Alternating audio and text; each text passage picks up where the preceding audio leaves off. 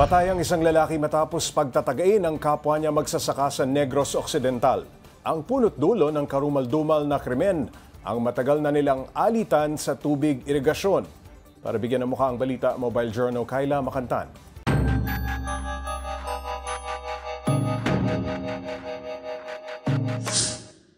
Nakatakip man ng karton, bakas pa rin sa nagkalat na dugo ang kalunus-sunus na sinapit ng 57 anyos sa si alias Joe.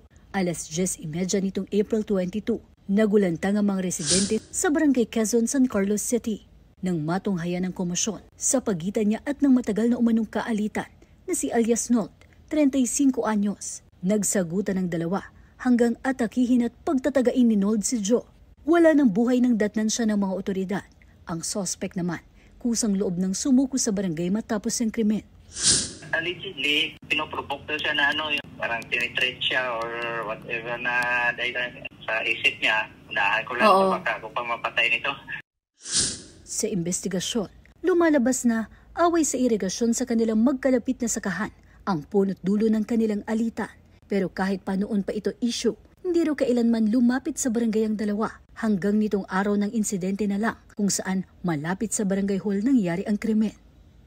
Sabay-sabay yung panahon sa init na ulo ng ating mga mamamayan, ma'am. Kung may mga alitan, idaan na lang sa legal na posiso. May barangay, may police station naman tayo.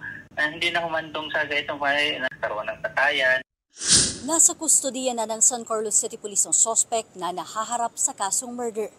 Mobile Journal, Kayla Makantan, hatid ang mukha ng balita. Pag-usapan pa natin ang krimen na ito sa Negros Occidental. Kasama si Mobile Journal Kayla Makantan. Kayla, gaano na ba katagal ang alitan nitong dalawa?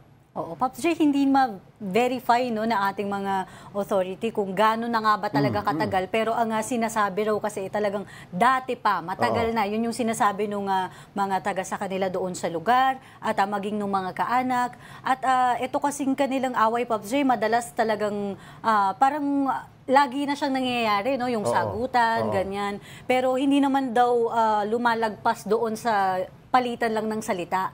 Kaya siguro hindi din nag-worry yung mga kaanak at iniisip talagang mahilig lang silang magpalitan ng masasakit na salita at hanggang doon lang talaga. So walang nag-expect mula sa kanila, Pops J, na mauwi at sa ganito. Oo, na may ikakasawi ng isa.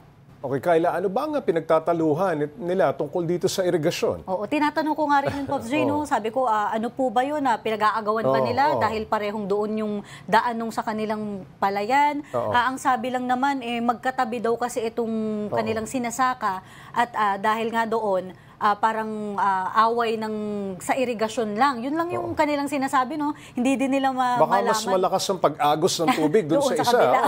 Hindi din nila malaman, Pops J, kung yung bang sa property. Kasi tinatanong ko, may kinalaman ba doon? At walang nakaisip na mamagitan? Wala, Pops J, dahil alam din naman natin kapag sa mga sakahan at kumbaga ang focus mo lagi yung sarili mong lupa at kahit na masabi natin na magkatabi yung sa kanila, medyo malawak pa rin yun, Pops J, no? Magkalayo pa rin talaga yung kanilang mismong pinupuntahan.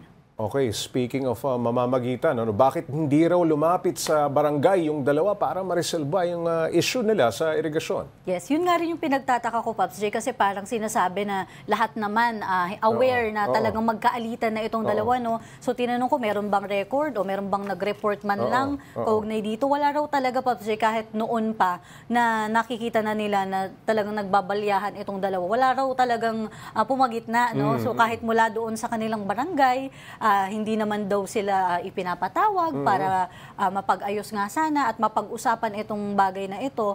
At talagang pinabayaan lang nila itong ating victim at suspect na magtuloy sa kanilang ganitong naging routine na sagutan. Okay, Kayla, ang sabi, malapit sa barangay hall nagpang-abot itong dalawa. Walang nakaisip na pumigil. Yes. Oo, Pops J, kasi nung nagkataong... Anong ginagawa ng mga barangay officials? Exactly. Nung nangyari yung incident, Pops J, marami daw talagang tao dahil sila ay marapit sa barangay hall, tapos meron pang basketball court. So nung time na yun, Pops J, merong mga naglalaro at meron daw mga parang nakapila, parang may orientation pa daw na nangyayari doon sa barangay hall. Sobrang bilis daw kasi, Pops J, nung pangyayari. Kaya nung nakita nila na nagsasagutan itong dalawa, may bit-bit na bolo itong ating suspect at tuloy-tuloy na sa pag-atake. Kaya wala na talaga sila po nagawang, hindi na nila nagawang pigilan yung pangyayari dahil nga syempre sa takot din, Pops J, na may bit-bit na itak itong suspect. Yung nagawa na lang nila, tumawag ng pulis na yun nga, huli na rin After ng the lahat. fact na tapos na. Sabi ng suspect, inunahan niya lang itong biktima. May testigo bang magpapatunay niyan? Yung sinasabi niya, Pops J, na inunahan niya, parang pagbabanta lang daw sa salita, no? Oo. Hindi siya doon sa mismong incident nangyari.